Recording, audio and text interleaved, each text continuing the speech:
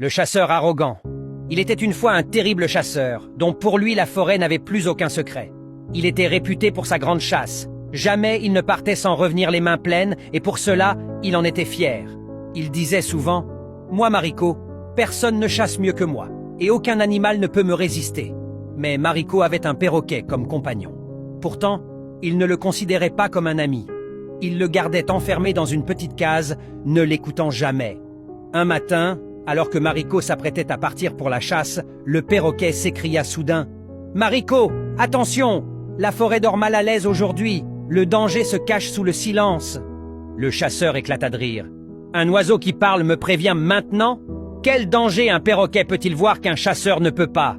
Le perroquet battit des ailes et cria encore plus fort « N'allez pas près de la rive, car la mort s'accroupit là !» Mais Mariko, fier et moqueur, fit un geste de la main. « Va bavarder ailleurs, oiseau fou! Je chasse, pas la peur !» Mariko quitta le village, son arc sur l'épaule et son carquois bien rempli. Il marchait d'un pas assuré, convaincu que rien ne pouvait lui arriver dans son esprit. Les paroles du perroquet n'étaient que des sifflements inutiles. La forêt semblait calme, trop calme. Aucun oiseau ne chantait, aucun bruit ne troublait l'air, même le vent paraissait retenir son souffle. Mais Mariko continua d'avancer, le sourire fier. Arrivé près de la rivière, il aperçut des traces fraîches d'antilope, son cœur bondit. « Ha! Tu vois, perroquet stupide, voilà ma récompense » murmura-t-il. Il s'agenouilla pour observer les traces. Puis soudain, le sol se déroba sous lui. Une fosse, creusée par des braconniers et couverte de branches, s'ouvrit. Mariko tomba lourdement. Son arc vola plus loin. Un pieu lui transperça la jambe et la douleur le fit hurler.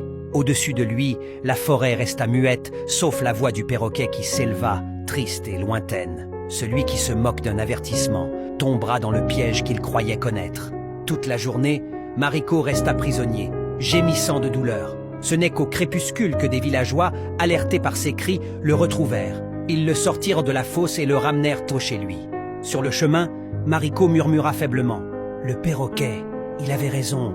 Mon orgueil m'a aveuglé. » Depuis ce jour, on raconte que Mariko ne partit plus jamais chasser sans écouter la petite voix du perroquet.